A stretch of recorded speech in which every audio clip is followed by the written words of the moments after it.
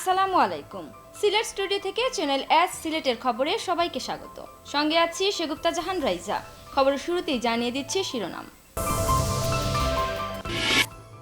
প্রবাসীরা নারীর টানে দেশে এসে শিক্ষা, স্বাস্থ্য, সমাজসেবা থেকে শুরু করে প্রতিটি ক্ষেত্রেই সরকারকে সহযোগিতা করছেন বললেন শিক্ষামন্ত্রী। 18 লক্ষ টাকা ব্যয়ে ধারণ নতুন বাজার বহুমুখী উচ্চ বিদ্যালয়ের নবনির্মিত ভবনের উদ্বোধন। নতুন ভবনের দ্বিতীয় তলা নির্মাণের আশ্বাস দিলেন মুহিবুর রহমান মানিক এমপি। জামিয়া ইসলামিয়া গাজী বুরহানুদ্দিন মাদ্রাসা পরিদর্শন করলেন চ্যানেল এস এর এমডি তাজ চৌধুরী। পুরনো ভবনের সংস্কার কাজ চলতি বছর থেকে শুরু হবে। এবং আল মোস্তফা ট্রাস্টের উদ্যোগে বিশ্বনাথের পশ্চিম চাঁদশির কাপন গ্রামে প্রায় 500 রোগীকে দিনব্যাপী বিনামূল্যে চক্ষু চিকিৎসা সেবা প্রদান। শিরোনাম শুনছিলেন, এবারে বিস্তারিত খবর। শিক্ষামন্ত্রী নুরুল ইসলাম নাহিদ বলেছেন, প্রবাসীরা নারীর টানে দেশে এসে শিক্ষা, স্বাস্থ্য, সমাজসেবা থেকে শুরু করে প্রতিটি ক্ষেত্রেই সরকারকে সহযোগিতা করছেন, যার ফলে দেশ এগিয়ে যাচ্ছে। মন্ত্রী শুক্রবার বিকেলে বিয়ানীবাজার উপজেলা পরিষদ প্রাঙ্গণে বিয়ানীবাজার উপজেলা প্রগতি এডুকেশন ট্রাস্ট ইউকে আয়োজিত জেএসসি ও জেডিসি উত্তীর্ণ কৃতি শিক্ষার্থীদের বৃত্তি বিতরণ অনুষ্ঠানে প্রধান অতিথির বক্তব্য রাখছিলেন। বিস্তারিত আমাদের স্টাফ রিপোর্টার এম হাসানুল হক উজ্জ্বলের রিপোর্টে। বিয়ানীবাজার উপজেলা প্রগতি এডুকেশন ট্রাস্ট ইউকে প্রতিবারের মতো এবারও উপজেলার বিভিন্ন বিদ্যালয়ের প্রায় শতাধিক শিক্ষার্থীকে বৃত্তি প্রদান করেছে। এ উপলক্ষে বিয়ানীবাজার উপজেলা পরিষদ মাঠে আয়োজন করা হয় এক অনুষ্ঠানে শিক্ষামন্ত্রী নুরুল ইসলাম নাহিদ, জাতীয় সংসদের বিরোধী দলীয় হুইপ সেলিম উদ্দিন সহ প্রবাসী নেতারা উপস্থিত থেকে শিক্ষার্থীদের হাতে বৃত্তির টাকা তুলে দেন। ট্রাস্টের কর্মকর্তারা জানিয়েছেন, তারা প্রতি শিক্ষার্থীকে নগদ 10,000 টাকা হারে বৃত্তি দিয়েছেন। এই টাকা দিয়ে শিক্ষার্থীরা যাতে 2 বছর লেখাপড়া করতে পারে সেই বিষয়টি মাথায় রেখেই তারা এই উদ্যোগ নিয়েছেন। বিয়ানীবাজার উপজেলা 38টি স্কুল এবং 14টি মাদ্রাসাতে আমরা জেএসসি এবং জেডিসি পরীক্ষাতে বৃত্তি প্রদান করতে যাচ্ছি। আগামীতে ট্রাস্টের সেবাসমূহকে বৃদ্ধি করে যাতে আরও ভালোভাবে জনগণের কাছে পৌঁছানো যায় সে লক্ষ্যে আমরা কাজ করে যাব। বিভিন্ন বিদ্যালয় থেকে আসা কৃতি শিক্ষার্থীরা প্রবাসীদের এই উদ্যোগকে স্বাগত জানিয়ে বলেছেন, প্রবাসীদের এই অনুদানের টাকায় তারা 2 বছর লেখাপড়া করতে পারবেন। শিক্ষার্থীরা এই উদ্যোগ অব্যাহত রাখার আহ্বান জানান। প্রগতি এডুকেশন ট্রাস্ট ইউকে এর যে উদ্যোগে যে বৃত্তিটা দেওয়া হচ্ছে, এটা আমি 2 বছর যাবত লেখাপড়া করতে পারবো, এটা অত্যন্ত ভালো। আমরা চাই যে এই বৃত্তি প্রদান অনুষ্ঠান অব্যাহত রাখার জন্য। শিক্ষা খাতে গুরুত্বপূর্ণ ভূমিকা পালন করছে, আমরা চাই আরো ভালো পালন করতাম। প্রবাসীরা দেশের কল্যাণে কাজ করছেন, তাই দেশের মানুষ বিভিন্নভাবে উপকৃত হচ্ছেন উল্লেখ করে জাতীয় সংসদের হুইপ সেলিম উদ্দিন বলেন, প্রবাসীদের যথাযথ মূল্যায়ন করতে হবে। দেশকে ভালোবেসে, মাতৃভূমিকে ভালোবেসে এবং শিক্ষাকে গুরুত্ব দেওয়ার জন্য বিয়ানীবাজার ওয়েলফেয়ার আপনার যে এডুকেশন ট্রাস্ট শুরু হয়েছিল, আমি তাদের উত্তরোত্তর সফলতা কামনা করছি। অনুষ্ঠানে শিক্ষামন্ত্রী বলেন, প্রবাসীদের কাছে আমরা সব সময় ঋণী, তাদের ঋণ শোধ করার ক্ষমতা আমাদের নেই। মন্ত্রী বিয়ানীবাজারের প্রতিটি বিদ্যালয়ে শিক্ষার্থীদের সুশিক্ষা নিশ্চিতের জন্য কম্পিউটার ল্যাব করে দেওয়ার জন্য প্রবাসীদের প্রতি আহ্বান জানান। আমরা তাদের কাছে অনুরোধ জানাই আরও উন্নতভাবে আমরা এটা লাগাইতে পারি, সেজন্য কিছু পরামর্শের কথা বলেছি, যে কম্পিউটার ল্যাবরেটরি করা কিংবা অন্য কিছু করা যায়, তাহলে এটা আরও বেশি ফলপ্রদ হবে। বিয়ানীবাজার উপজেলা প্রগতি এডুকেশন ট্রাস্ট ইউকের সভাপতি হাবিবুর রহমান ময়না অনুষ্ঠানে সভাপতিত্ব করেন। অনুষ্ঠানে বিশেষ অতিথির বক্তব্য রাখেন সিলেট শিক্ষা বোর্ডের ভারপ্রাপ্ত চেয়ারম্যান গুলাম কিবরিয়া তাফাদার, উপজেলা পরিষদের চেয়ারম্যান আতাউর রহমান খান, ট্রাস্টের ট্রাস্টি মাহমুদ হোসেন সেলিম প্রমুখ। এম হাসানুল হক উজ্জ্বল, চ্যানেল এস নিউজ, সিলেট। 18 লক্ষ টাকা ব্যয়ে ধারণ নতুন বাজার বহুমুখী উচ্চ বিদ্যালয়ের নবনির্মিত ভবনের উদ্বোধন করা হয়েছে।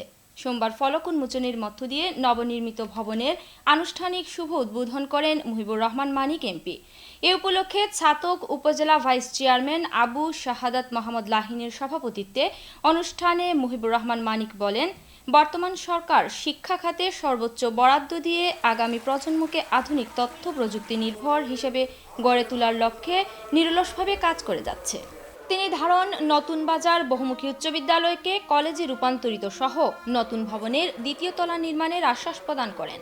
বিদ্যালয়ের সহকারী শিক্ষক ফারুক মিয়া ও ছাত্রলীগ নেতা কৃপেশ চন্দ্রের যৌথ পরিচালনায় অনুষ্ঠানে বিশেষ অতিথির বক্তব্য রাখেন ছাতক উপজেলা আওয়ামী লীগের আহ্বায়ক লুৎফুর রহমান সরকুম, ছাতক উপজেলা পরিষদের চেয়ারম্যান অলিউর রহমান চৌধুরী বকুল, বিদ্যালয় পরিচালনা কমিটির সাবেক সভাপতি সাবেক চেয়ারম্যান আলহাজ আরজক আলী, সাবেক সভাপতি বীর মুক্তিযোদ্ধা আব্দুস সামাদ, উপজেলা মুক্তিযোদ্ধা সংসদ কমান্ডার আনোয়ার রহমান তুতামিয়া, সাবেক চেয়ারম্যান বীর মুক্তিযোদ্ধা নুরুল আমিন, অ্যাডভোকেট শামসুর রহমান, সিলেটস্থ ছাতক সমিতির সাধারণ সম্পাদক আফজাল হোসেন, উত্তম খুরমা ইউনিয়নের চেয়ারম্যান বিলাল আহমদ ও বিদ্যালয়ের প্রধান শিক্ষক বরুণ কান্তি দাশগুপ্ত।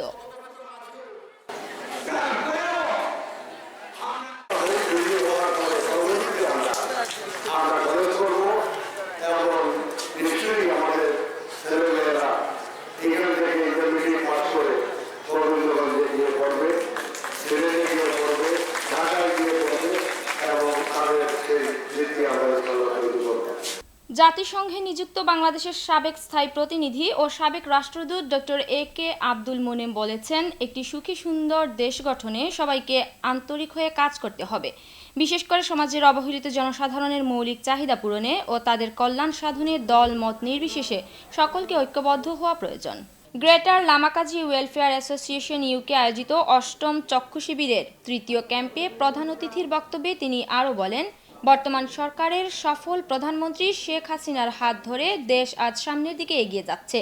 আর এই সকল অগ্রগতি অর্জনে দেশের প্রত্যন্ত অঞ্চলে প্রবাসীদের দূরদর্শী কর্মকাণ্ড সহায়ক ভূমিকা পালন করছে। বুধবার সকালে জালালাবাদ থানার মোগলাগাঁও ইউনিয়নের সৈয়দপুর দাখিল মাদ্রাসায় গ্রেটার লামাকাজি ওয়েলফেয়ার অ্যাসোসিয়েশন UK'র উদ্যোগে চক্ষু শিবিরের তৃতীয় ক্যাম্পের আয়োজন করা হয়।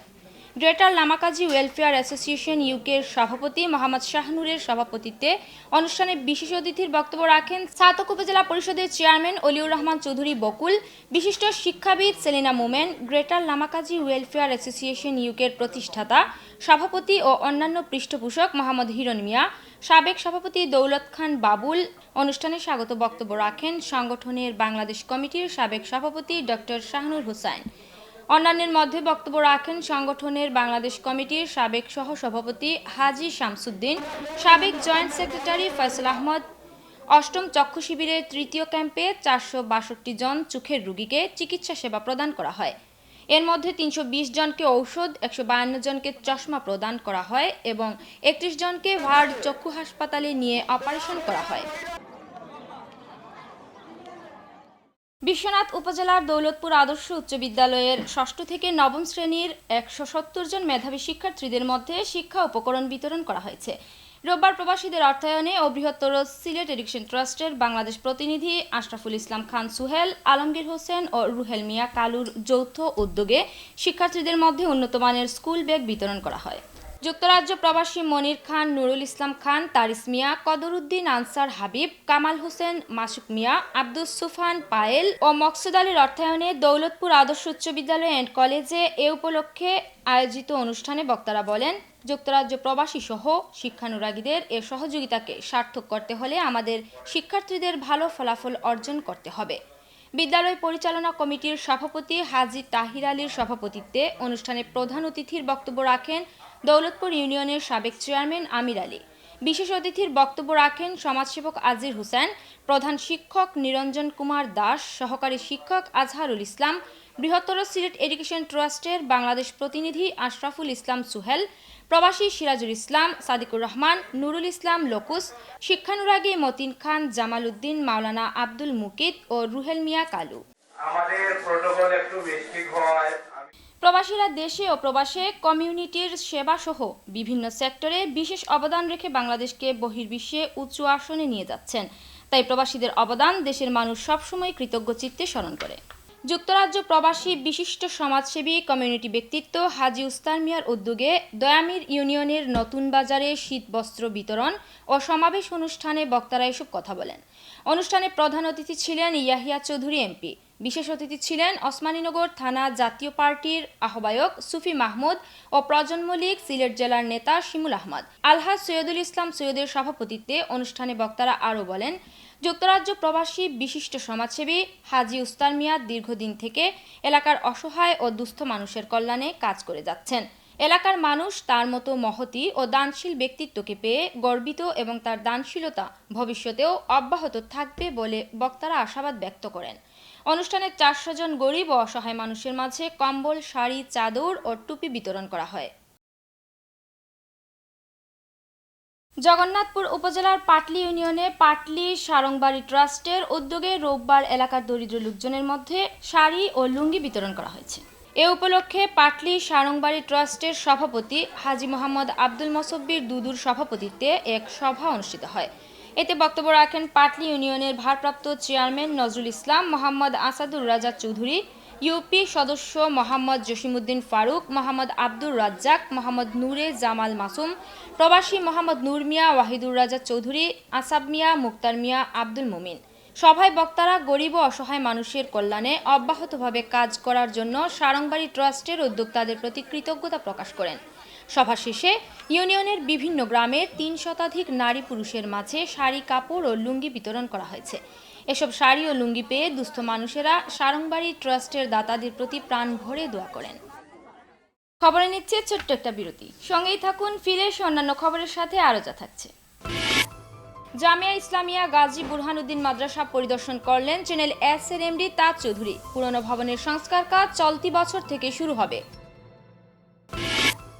এবং আল মোস্তফা ট্রাস্টের উদ্যোগে বিশ্বনাথের পশ্চিম চাঁদশির কাপন গ্রামে প্রায় 500 রোগীকে দিনব্যাপী বিনামূল্যে চক্ষু চিকিৎসা সেবা প্রদান।